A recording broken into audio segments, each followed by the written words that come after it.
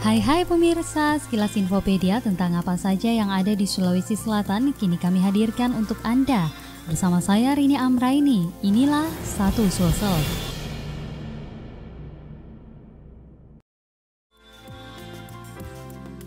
Pemirsa GoTV, Makassar memang terkenal akan kulinernya. Bahkan bagi pelancong yang berasal dari luar Sulawesi Selatan, rela bertandang ke Makassar untuk menikmati kulinernya yang khas. Yaps, salah satunya kuliner yang paling dicari wisatawan yakni pisang epe. Kuliner unik ini hanya terdapat di Makassar sehingga menjadi dessert khas kota Makassar. Nah, warga Makassar pastinya tahu dong pisang epe, namun belum tentu tahu keunikan dari kuliner berbahan dasar pisang ini kan?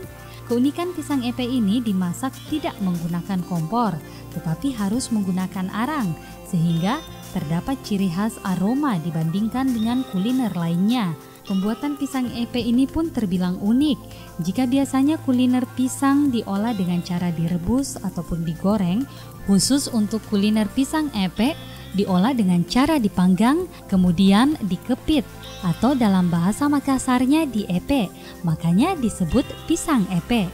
Demikian Satu Sulsel kali ini, saya Rini Amraini. Tetap saksikan infopedia kami berikutnya dalam Satu Sulsel.